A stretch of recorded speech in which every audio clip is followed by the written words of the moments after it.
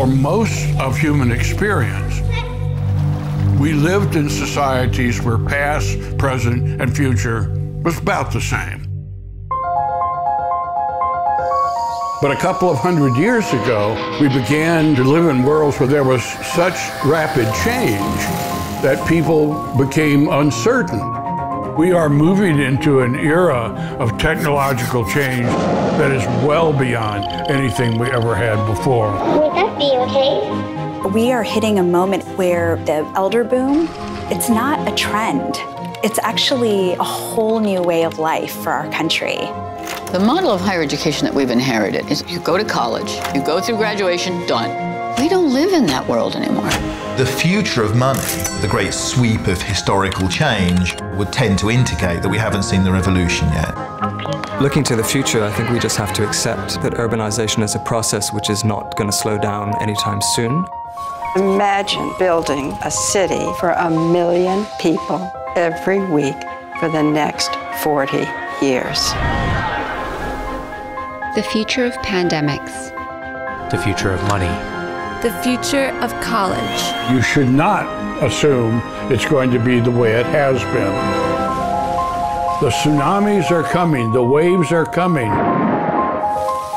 They're rushing in faster than we can make a decision about what's good for us and what's bad for us. We can either ignore them and be wiped away, or we can become a surfer, study them, and surf them. The worst thing you can do right now is nothing. Don't be the guy who refuses to look at the future.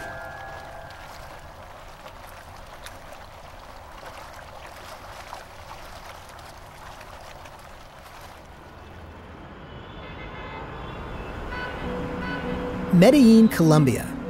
Colombia isn't the largest country in South America, and Medellin isn't even the largest city in Colombia.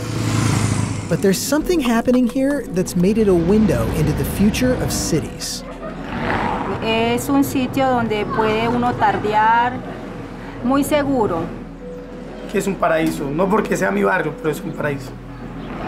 Wilson Mejia and Ángela Puello aren't just small business owners. They're participants in an unusual urban experiment, one that's happening in a place whose past might never lead you to believe it'd be a model for the future. The city with the highest murder rate in the world. If you know anything about Colombia's second largest city, it's probably that in the 80s and early 90s, Medellin was headquarters for a homicidal drug cartel headed by Pablo Escobar. And the bombings and bloodshed from the drug trade regularly spilled into the streets. In Colombia, the murders continue in the cocaine capital of Medellin. 40 deaths have been reported there in the last 24 hours. Some of the worst violence plagued Medellin's slums. For decades, these makeshift neighborhoods were hacked out of outlying hillsides by migrants who were too poor to find homes in the city center. Perhaps the most notorious of these was Santo Domingo, where Wilson Mejia lived when he was a kid. No había ley. Me tocó ver mucha violencia, o sea, mataban mucha gente, 2, 3 muertos casi diario, persecuciones, tiroteos.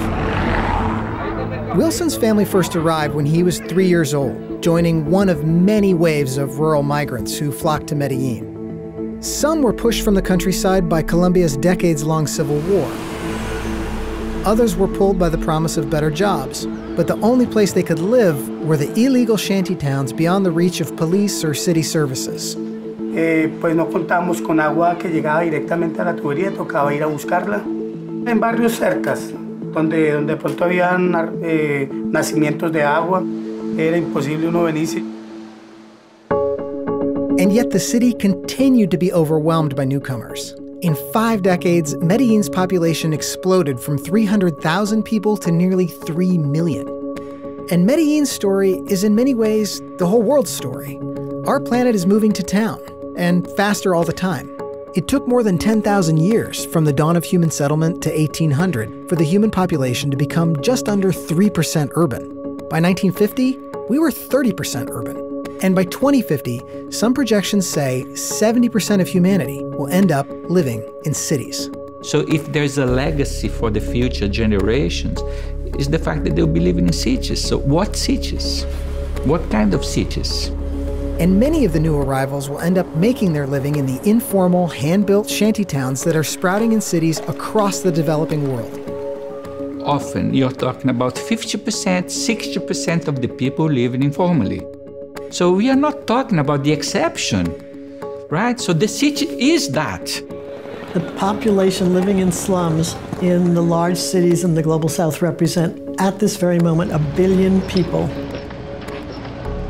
Wilson's family eventually left Medellin as the city became more violent. But many more migrants kept coming, and many of them arrived during an economic downturn when Medellin's factories were in decline and the drug trade was on the rise. The city was at the point of collapse. It was that serious. Hubo mucho miedo. La ciudad se estaba desgranando. But contrary to the expectations of many observers, the crisis in Medellin forced a change. Voters fed up with the violence elected a series of reformist mayors who joined with activists, urban planners, and business owners to invest heavily in upgrading some of the poorest informal neighborhoods to connect them with the rest of the city. The key policies bridged this psychological divide between the city center and the very poor comunas on the hillsides, which were fairly detached from the city. One of the most innovative of these policies bridged this gap literally. Medellin had built an above-ground metro system to help people get around the middle of town down on the valley floor. And 9 years later, they added these. Building a cable car from the city center to the poorest neighborhood, Santo Domingo, in the hills, was hugely significant in crossing this psychological barrier. It's among the first in the world to be used for urban mass transit, and it was part of a multi-billion-dollar campaign to knit the property and the people of informal neighborhoods into the formal city. At times, as much as a quarter of Medellin's budget came from a publicly owned power utility, which drew money from all over the region to upgrade city slums. In addition to the cable car, there were other crucial investments that provided additional opportunities to people. Schools for the kids, libraries, microcredit. If we were to look at the cost, they were probably 8 times as big as the cost of building the first cable car. 13 years ago, the recovery convinced Wilson to move back to Medellin. Just down the hill from the new metro cable station, he and Ángela opened 2 bars and a restaurant on the same street. Una vez que arrancó el proyecto del Metrocable, la administración empezó a colocar diferentes oficinas aquí, como la Casa de Justicia, como inspecciones, muchas entidades. Entonces acá nosotros no le damos cuenta a grupos ni nada, sino que nos regimos por la administración de la alcaldía. Ángela's younger sister, Karen, she helps out at the restaurant, and she rides the cable car every time she commutes to nursing school. Mi pensamiento acerca de estar viviendo en Medellín cambió después cuando me decidí a vivir acá, a estudiar. Para mí hoy en día Medellín es un lugar lleno de muchas posibilidades. Today, urban researchers from around the world have studied how Medellin upgraded and connected its shantytowns to the formal city. The lessons are easy enough to understand, but they may not be as easy to replicate. It boils down to politics, basically, and the political will to create cities without slums that accommodate low-income people, that accommodate growth. Cities are where the economic activity of a nation occurs if the cities are well-functioning and well-run. Perhaps the most fundamental change is how Medellin has accepted that informal settlements and the people who live there aren't marginal to the city's success. They're essential to it. Over time, and this is a basic principle of law, over time people get rights. Había mucha gente que antes le daba pena decir que pertenecían a Santo Domingo. Ahora viven orgullosos. The changes have allowed the Mejia family to find their own ways to make the neighborhood a little better. They employ a couple of people. They offer food deliveries to busy neighbors. Yo les And for folks looking to relax, there's now a spot close to the metro station where you can grab a drink with friends, hear live music, or watch the game.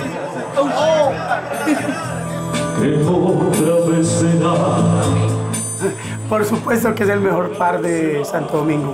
Entonces ha vuelto un referente del barrio.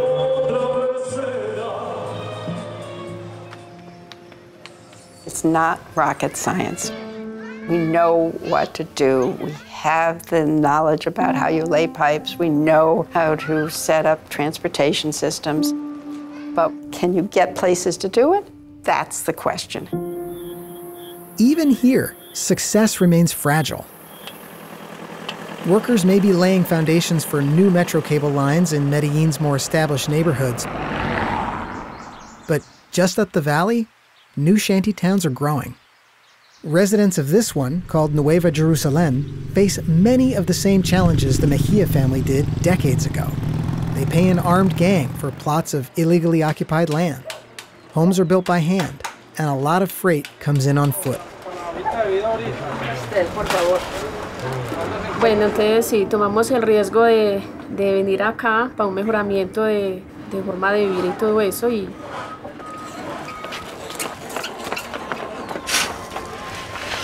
que a pesar de que tenemos necesidades, no somos de quedarnos de manos cruzados. A pesar de todo, somos pues como sembradores, ¿sí? De echar para adelante. Esa es la Nueva Jerusalén. The old way of thinking about slums was that they were a problem, an intractable, horrible problem that had to be dealt with by eliminating them.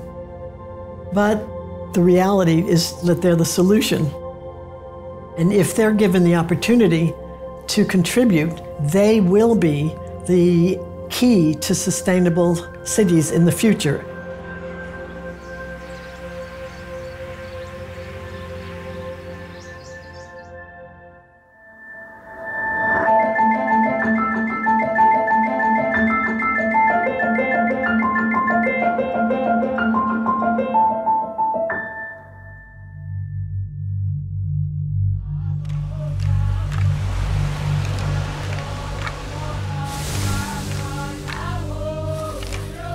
People on the tiny Pacific island of Yap have preserved an ancient culture amid centuries of change. And on a recent afternoon, Cyprian Magunbe took his son to see a time-worn piece of the family fortune. This piece of stone money was given to your grandfather, my dad. He built a house for some people. There are thousands of these stones all over the place here. They're actually an ancient form of currency. And crazy as it sounds, understanding how they work offers a window into the future of money. My name is Fyodor Rutun.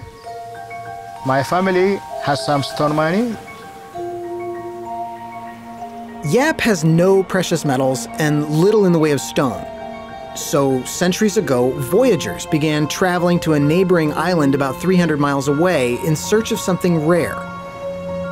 What they brought back became a form of wealth that has fascinated scholars because it works without bills or banks or just about anything else you'd think of when you think of money. They would cut it out of the stone, hack it out, smooth it. They would roll it down to their canoe, put it on the canoe or on a raft. Normally, it would take a year or half a year. The value of stone money, if you want to put it in a nutshell, comes from the work that goes into that particular piece of stone money. And then you sail it back to the island, and it goes outside the chief's house.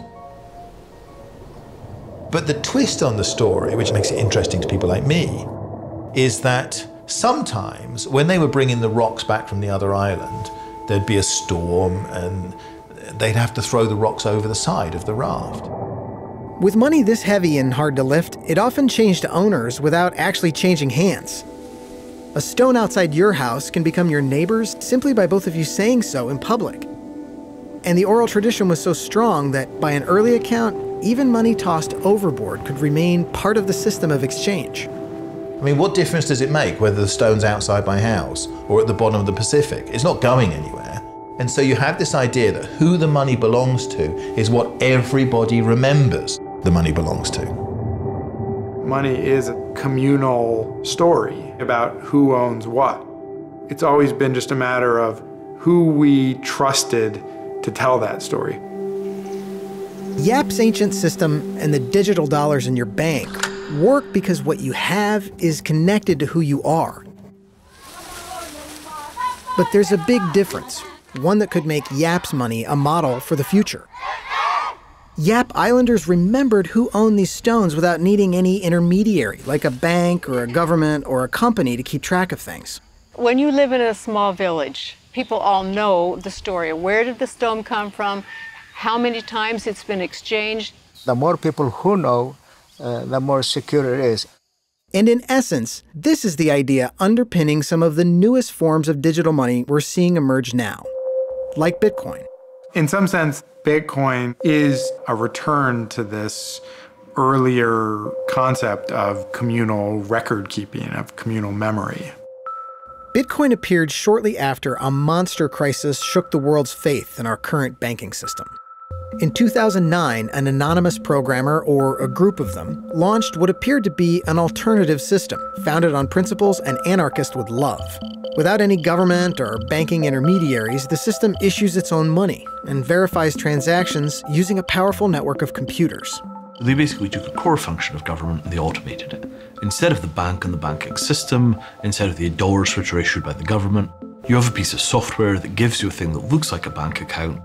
Just like with physical cash, you don't need a photo ID or a physical address to use Bitcoin. And just like cash, once you spend a Bitcoin, your money's as gone as if you'd slipped a dollar bill into a vending machine. So having things in the virtual world that you can't copy, that actually makes the virtual world more like the mundane world. And people who believe in the technology have been buying a lot of Bitcoin. More than a decade after it launched, the network was worth over $250 billion. The security of that wealth is guaranteed in part by putting the entire list of who has what onto a network of computers instead of in one central place. And these computers simultaneously track and update every Bitcoin transaction around the world. They group together transactions that happen around the same time into what they call blocks. And then those blocks are linked, which is why you often hear that the technology behind Bitcoin is called blockchain. You can think of a blockchain as a global, digital, automated version of the oral tradition that tracked ownership of the stones on Yap. In essence, a blockchain is just a high-tech, universal record book. Imagine that you have a piece of paper and that any infinite amount of people are also holding a piece of paper. What blockchain technology does is it makes what you wrote on your piece of paper show up nearly at the same time on everyone else's piece of paper, exactly how you wrote it. There's literally a ledger of every single Bitcoin transaction in history. And because the network creates and cross-checks this ledger, no central authority is necessary. But this also means it's hard to find anyone to appeal to if a transaction goes wrong. If I want to operate in a community where the money's completely anonymous and I might get cheated and it's my problem to take care, fine, right? But sooner or later, your grandma is going to press the wrong button on an email and all of her money is going to be transferred to somewhere in Eastern Europe. So what does this mean for the future of money? Bitcoin's more anarchist features, like the near anonymity, the lack of central control, suggest it's probably a long shot to replace the dollars in your checking account. But people who study the technology that powers Bitcoin say blockchains will likely change how the world does business. 2027, it'll be everywhere. They're going to permeate everything we do.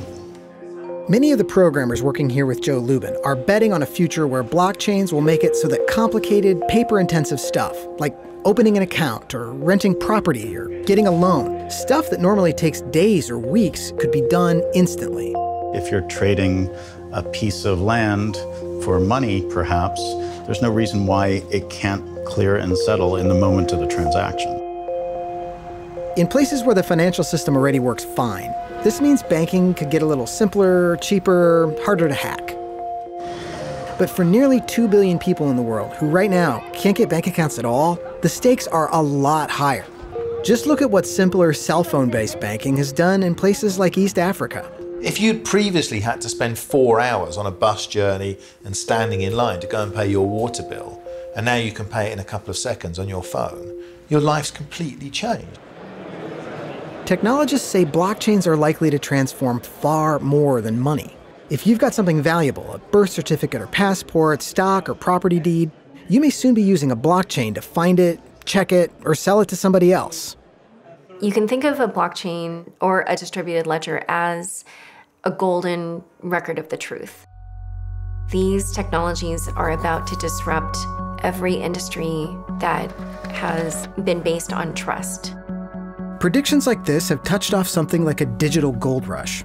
In recent years, investors have poured billions into new cryptocurrency and blockchain projects on the belief that the technology could simplify trust-based transactions that so many of us need to do. But that future comes with some risks. Digital assets that aren't backed by gold or governments only have value if people keep believing they do, and only if the computers creating them remain secure. And one of the most far-reaching risks goes back to a dilemma that comes built into Bitcoin. It is, in some ways, the most private financial system, and in some ways, the least private financial system. You can just be a series of letters and numbers, and nobody will know that was you sending the money. But once somebody does tie you to that serial number, they know everything that you've done. Putting still more aspects of our lives onto blockchains, like property records and debts, identity documents, and medical or criminal histories, this could vastly cut down on the red tape in our lives. But it could also vastly simplify efforts to track our every move. With access to great amounts of data comes the responsibility to use it ethically. So, if we wind up in a society where there is a single computer record for every single thing in the society and those records are kept in perfect order, that might work quite well in a modern liberal society like Switzerland. The problem is, if something goes wrong, welcome to your authoritarian superstate. The virtues that we want to preserve are virtues that we're going to have to consciously fight for, because the technologies themselves don't bring those values with them. If you want those technologies to have those values, you have to bring them yourself. This suggests that the future of money may well be multiple. Different systems that embody different values about privacy, convenience, or community that different groups want to preserve. The rituals of Yap's heritage persist because they represent values the community here wants to maintain. Islanders may use dollars at the grocery store, but stone money still has its place in ceremonies and exchanges that reinforce social ties.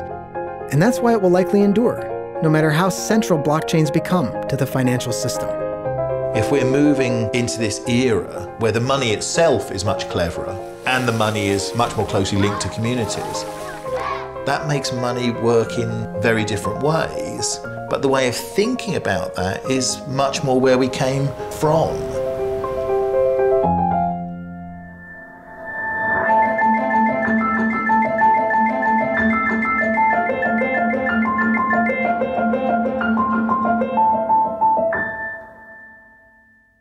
So now let's talk about the two R's that were in that equation. So R subscript E is the required return to equity holders. And we are going to follow a model that's famous in finance called the capital asset pricing model. And the market value... This teacher is creating a digital learning experience with the help of a team at the Georgia Institute of Technology. So if you look at this simple balance sheet... Once it's incorporated into a course, her lecture will be watchable anywhere her students can get online. It's part of a trend that spurred a fair amount of hype. Could this be a revolution for higher education? I have to wonder if physical classrooms could become another casualty of the internet age. It's hard to imagine a future for college that isn't touched somehow by the ongoing digital revolution. While the coronavirus pandemic triggered vast demand for remote learning, it also revealed the hurdles online education still faces. A lot of my classes really are focused on group participation and the exchange of free-flowing ideas, which has been challenged by the online format. And it's more evidence of what some educators have been saying for a while. Reinventing college isn't as simple as posting a video online and watching the whole world learn. It's a misnomer to think that online education is less work. It's a lot more work hands-on with the students. But the work's distributed in a way that is constantly making the course better as opposed to constantly making the course run.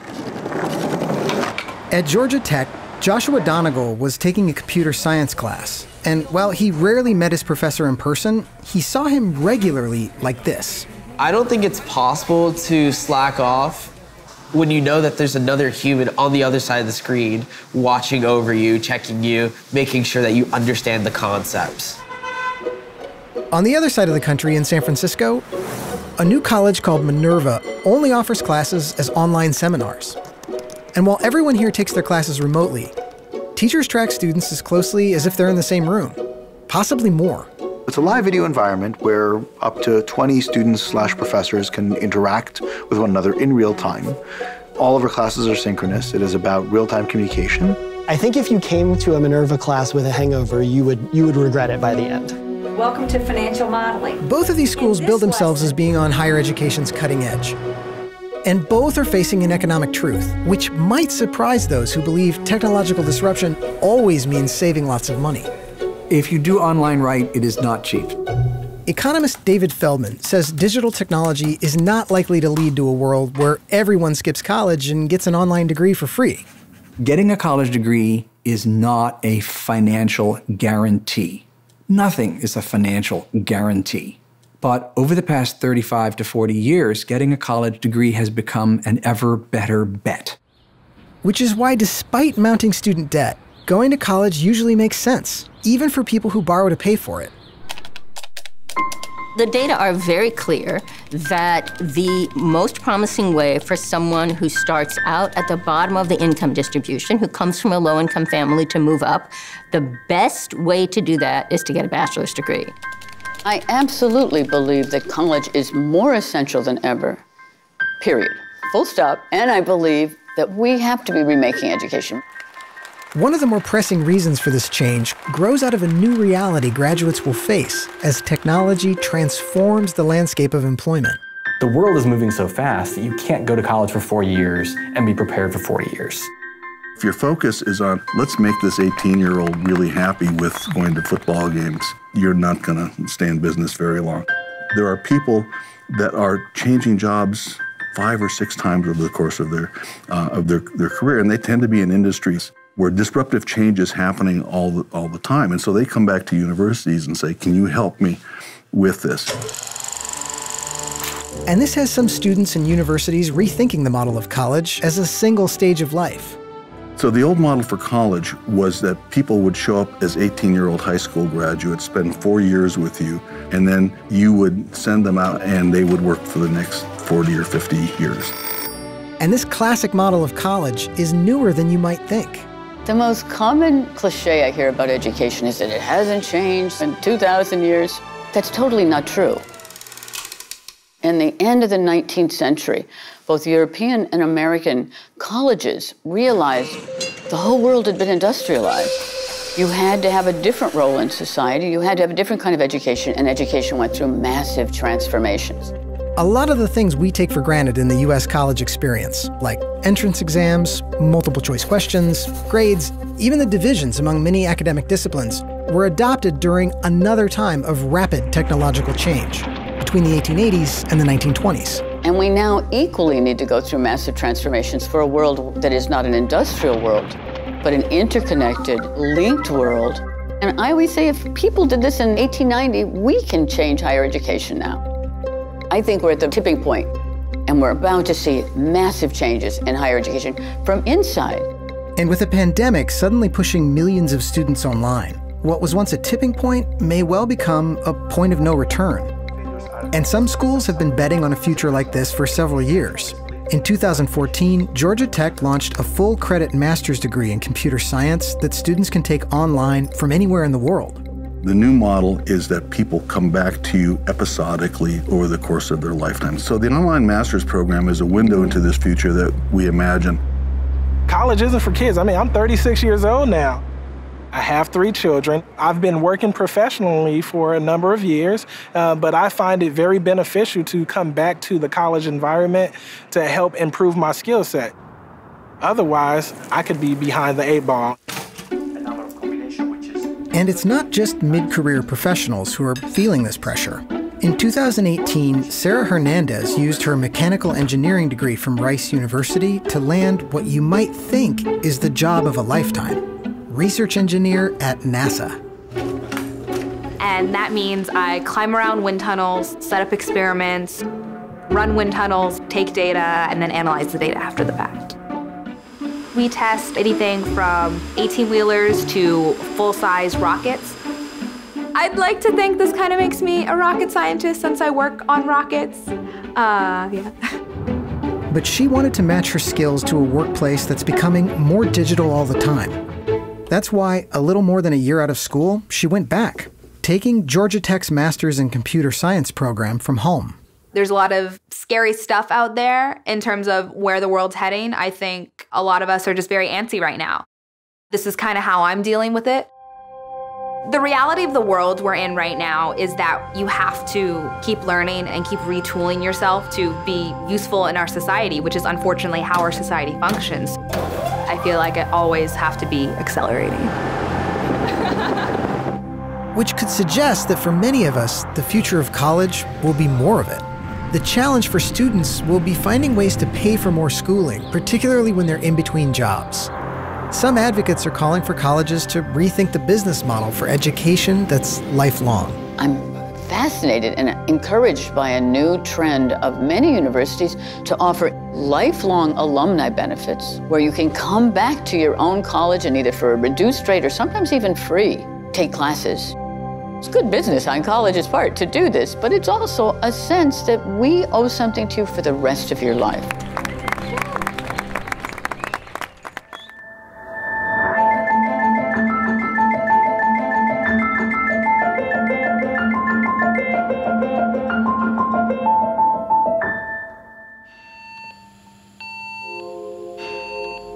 There's really two fundamental questions that we ask when we're looking at epidemics. How did this happen? And how can we prevent it from happening again? More of the country is closing down tonight. The coronavirus crisis is escalating across America. The number of people dying from the disease is rising in 26 states. Hospitals across the country are reaching a breaking point. We've known now for a long time that the single biggest driver of epidemics are people. It's things that we're doing that change the environment around us, that bring us into closer contact with wildlife. We've known that coronaviruses were a risk for emerging. If you don't understand where these viruses come from, originally, we're just going to have this keep happening again. In February 2003, an American businessman was taken to a hospital in Hanoi with what appeared to be a bad case of the flu. But his chest x-ray looked unusual to Dr. Olivier Catan. Looks like it was snowing in the lungs. We got some patchy opacities everywhere. And I said, what's new? I never seen that in my textbook.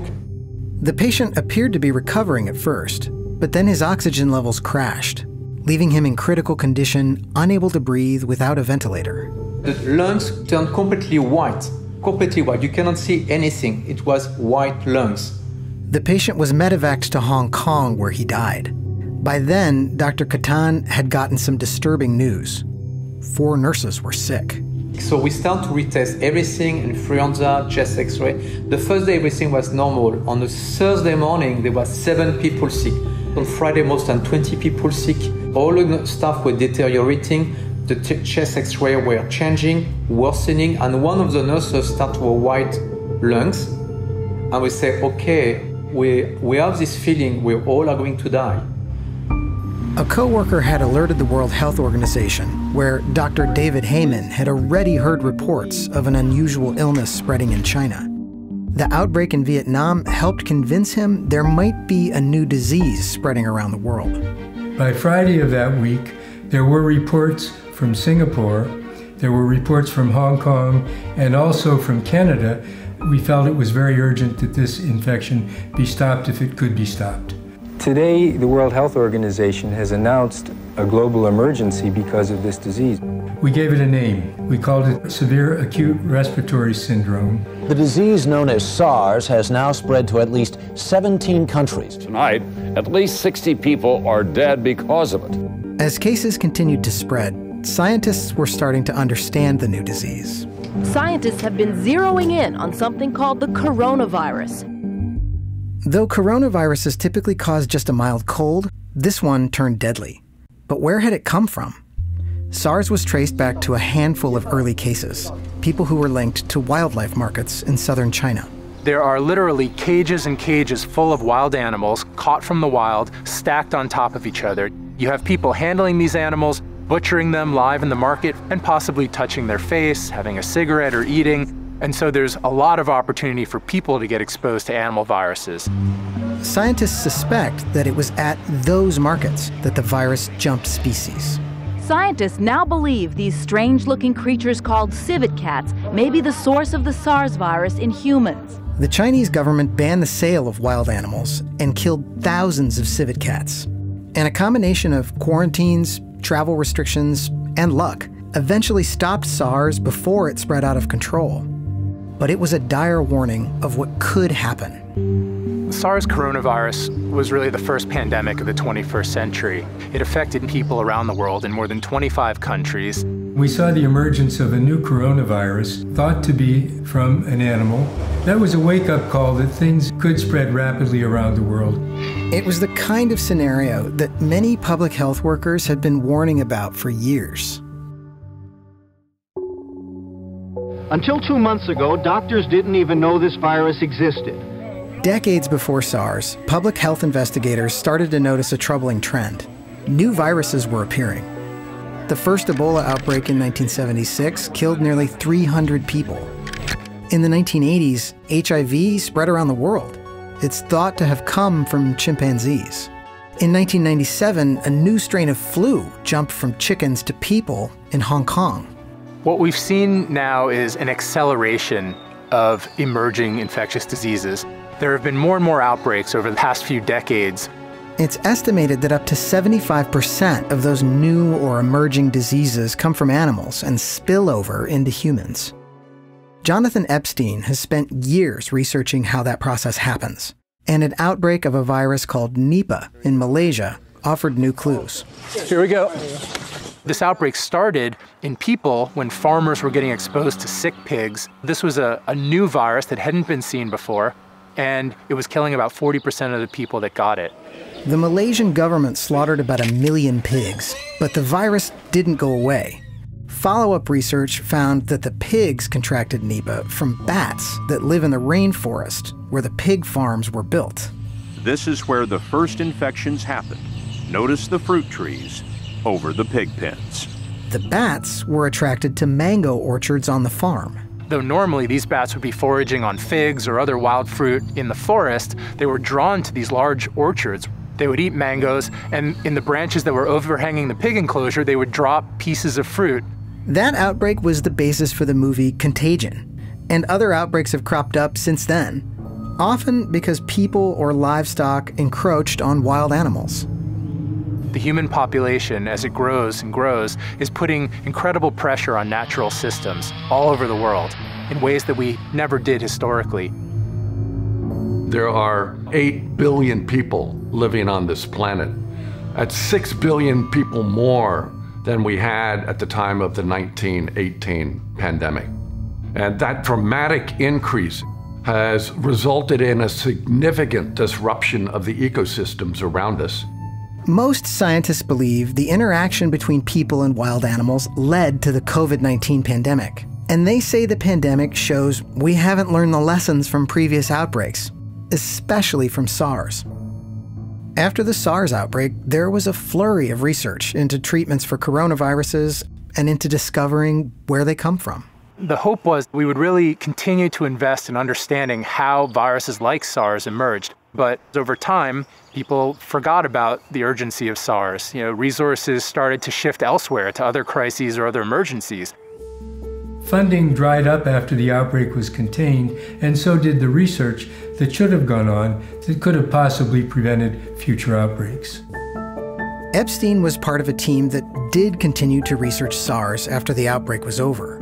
It turned out the SARS virus, like many other diseases he studied, most likely came from bats. In fact, by 2017, Epstein's colleagues had discovered dozens of coronaviruses in bats, including one 96% similar to the virus that causes COVID-19. And they found evidence that some of those viruses had already made the jump into people. Knowing people in bats were having contact gave us a strong signal that there was a risk of another coronavirus emerging. And the question was really going to be, which one would it be and when would it happen? Though it's not certain how the new coronavirus emerged, it likely originated in bats and later passed through one of China's wild animal markets. They were allowed to reopen after the SARS outbreak ended. We've known that coronaviruses like this were a risk for emerging for a long time. This is really, if it isn't our final warning, it certainly should be a wake-up call right now that we need to change the way we're doing things. There may be a virus out there that is more transmissible and even more lethal, and we can't afford to wait until that makes its way out of an animal and into people. It's impossible to prevent spillovers entirely, but there are ways to reduce the risk. Regulating or shutting down the trade in wildlife, early detection of new diseases, and separating domestic and wild animals. Dennis Carroll started a project called Predict to try to find unknown animal diseases. How many different viruses are there? Predict allowed us to begin quantifying that. There are about 1.6 million different viruses. We estimated about 600,000 of them had the potential to infect people. That doesn't mean they're likely to turn into a pandemic. And while the Predict project ended, similar research could identify high-risk areas and patterns in how viruses emerge. But stopping the next pandemic would require a major shift in resources and perspective. There's a whole way of looking at this that we must develop. We need to begin working in a new way, having the animal and human public health communities working much more closely together. Let's change the paradigm. Stop reacting, go out, know the viruses before they know us, stop them before they have a chance to infect us.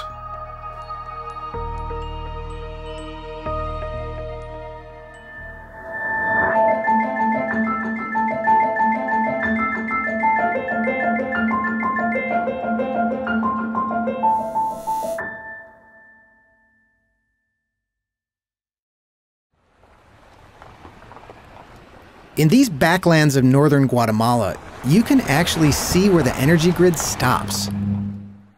The power line runs by the road until suddenly, it just doesn't. And out past this point, people's homes work without the modern conveniences that most urbanites take for granted. So it may be easy to look at this family's homestead and think it's a picture of the past. Except for one small thing. That little square on the roof there, it actually may be a window into the future of powering homes no matter where you live. The price of a solar panel has fallen 80% in the last decade, to the point where now around much of the world it's the cheapest way to generate energy. This family's solar panel powers a cell phone charger, a TV, and most important, lights at night for the kids. Cuando ellos hacían su tarea de noche con foco o con candela. Entonces con la luz pues todo cambió. A few years ago, a company called Kingo started giving out solar panels, batteries, and bulbs in rural Guatemala. They make money on how much power people use, billing them on a model similar to prepaid cell phones. Kingo does not compete against the grid. We compete against candles, kerosene, diesel. Our most basic unit costs around $9 a month. That's around half of what candles cost. We envision these communities leapfrogging the traditional grid. Rural Africa, there's not a telephone pole to be seen because everybody, their first phone was a cell phone, and it just went right over all of that. Much more importantly, the same thing now seems to be happening with energy. The impact of this growing energy source won't just be felt in rural areas off the grid. There are likely to be changes in store for places like the United States, where the grid is so omnipresent, it's taken for granted. Even though it's impacting us every day, it's invisible to us. No one knows or hears how much energy they're using. I can say, oh, the average household in the US uses 30 kilowatt hours per day, but it's fairly meaningless. And because you don't see it and because you don't hear it, it's really easy to just use it. You've got a socket on the wall, and that's where electricity comes from. But of course, that's not where electricity comes from. It comes from going someplace and blowing the top off a mountain, collecting the coal and taking it to a big, huge power plant and burning it in a huge boiler, and then taking the power that comes out and running it over hundreds of miles of power line. All of that to accomplish, I don't know, drying your clothes. And it's an important thing to pay attention to. Energy is central to everything that we do, right? The electric grid was called the greatest engineering achievement of the 20th century. It has these tendrils that just penetrate everything in our world. There's all these power plants and all these wires and all these poles and all these people and all these cell phones getting charged that are all actually, in fact, part of the same machine. As more and more of us have hooked into this vast machine, it's beginning to feel the strain of age. At the same time, the interconnected grids face mounting security risks from hackers and terrorists, not to mention increasingly extreme weather. Yeah, you don't trust the big entity to function the way it should because it doesn't. Even in places where utilities are working relatively well, there's still power outages all the time. And even when it is working, this vast machine takes a tremendous amount of fossil fuel to keep going. All that fossil fuel started creating other problems. It's not a workable system in the long run if it melts your ice caps as part of its function. Being raised on the south side of Chicago, I lived within 10 miles of 3 coal-fired power plants, which were polluting our community with sulfur dioxide, nitrogen oxide, mercury, arsenic, lead, all types of toxins. While the smaller environmental footprint of solar may be a big deal, people who study the technology say that's not necessarily the only thing that's transformative about it. It's not that it's renewable, it's that it's distributed. You've just taken a power plant and you've smashed it with a, like a giant cudgel, and you've spread the shards of that power production around everywhere.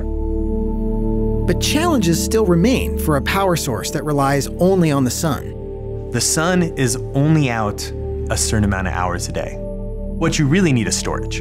And our storage technologies just aren't great yet. And that's not the only reason people already on the grid aren't likely to abandon it entirely. As it stands, the grid is still cheap and easy for the people it serves.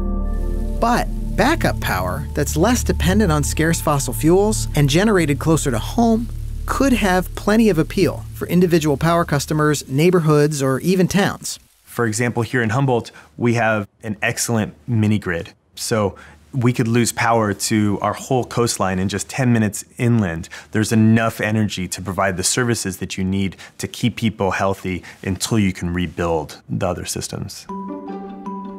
To encourage people to embrace solar, places like Michigan give tax credits, which make it more affordable to supplement grid power with solar or even build homes capable of going off-grid entirely. In the town of Ypsilanti, a lot of these homeowners hire Amy Strutz to do the wiring. Most of the people that I deal with, it's a financial decision. Some people it's a green decision, and some people it's a combination. So you could do up to probably 29 panels. It's an 8.55 kilowatt system. Right now, you're constantly throwing money at that power bill. This is not a Republican, Democrat, a red state, blue state thing. It's about being in control. They're wanting to be responsible for their own power. They wanted to be responsible for themselves. Amy is building a new home of her own around exactly this idea. My house will sort of be the house of the future because it's going to obviously have a lot of solar on it. I love building. I love having the control. I do like control. I'm a control freak to some extent. And for rural communities untouched by the grid, making your own energy could mean an entirely different standard of living. More than 1 billion people don't have access to electricity, which means they don't have access to the world that you and I inhabit. 100 years from now, people will look back and shake their heads in wonder at the thought that people could be deprived of energy simply because they were poor. That's crazy. And it's not going to happen now because the solar panel is going to intervene. So once you have distributed renewable energy, inexpensive, and distributed high-speed internet, you can do anything in a rural community. As soon as it's possible, Odelia Arana Ochoa has her sights set on getting one more appliance for her family, a refrigerator. And in the future, she hopes her kids won't have to stop there. Que haya más fuerza de energía, más sabiduría, con más conexiones, porque aún está excelente, pero necesitamos un poco más. What is the future of home? I think that it's up for communities and individuals to decide. And what excites me is being part of creating a world where communities have the resources they need in order to invent what their homes are going to look like, to invent what their infrastructure is going to look like.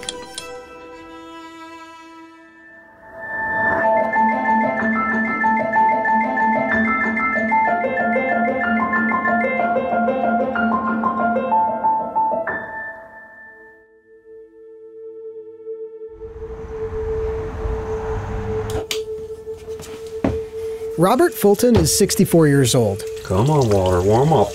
And instead of preparing for retirement, shuttling his RV between vacation spots, he drove his rig to North Dakota for a new job harvesting beets and corn.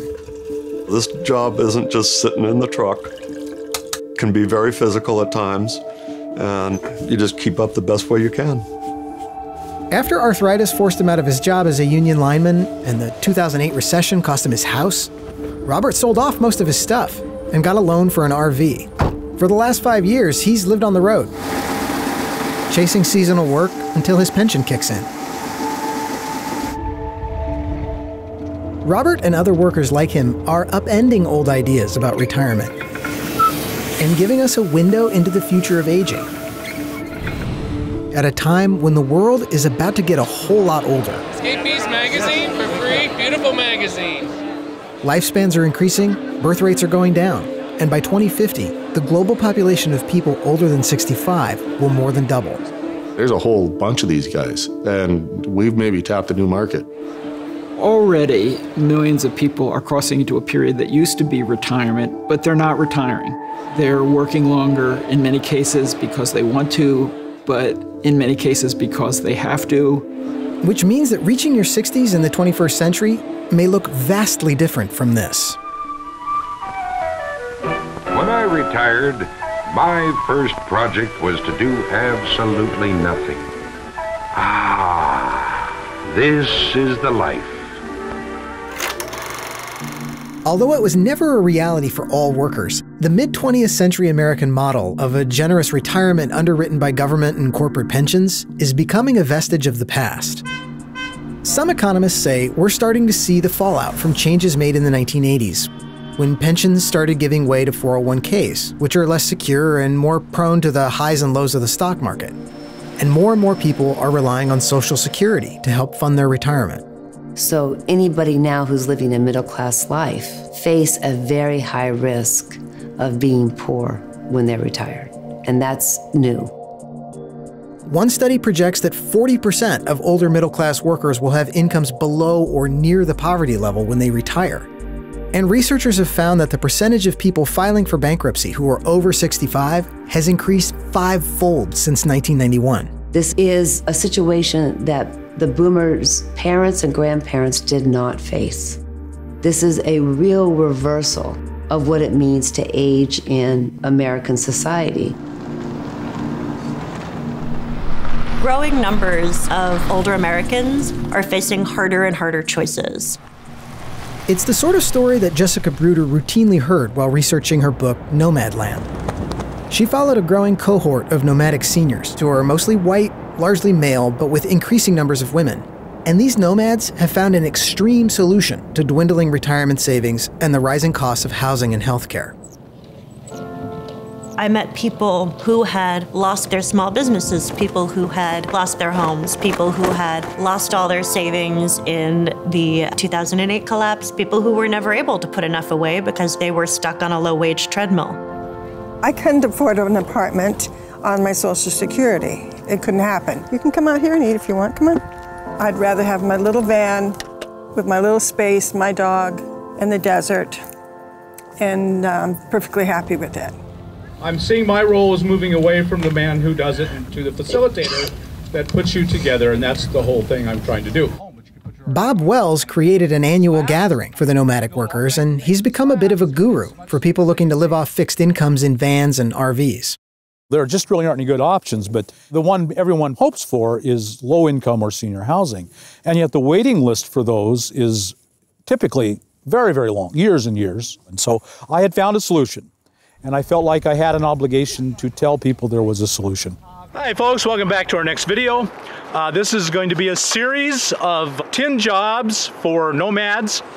I think it's important to learn from this group because these people are facing financial issues that will be impacting everybody. Becoming nomadic is just one hack that people are using.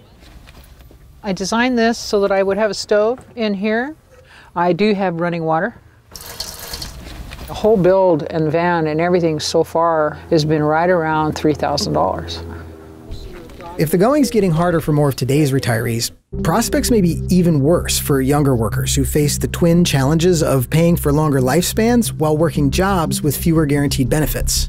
If the near future of aging is filled with a lot of middle-class workers becoming poor elders, then the future of aging for millennials is going to be even worse. So I think now the new reality is a lot of people I know expect to work until they die, which is hard because bodies give out. If people are going to be working for more years, that's going to mean finding jobs they can actually get. Our economy is still set up for a younger workforce. So a lot of people, as they age, are facing ageism in their workplaces. I grew up to don't trust anyone over 30. We've all been trained to discriminate against our elders. I mean, since I was a child, I remember all the images of elder people were making fun of them. And prospects aren't always great in the sectors that are looking to hire. Home health aide and personal care jobs, for example, they're hard to automate, and the elder boom means demand for this kind of work is rising fast.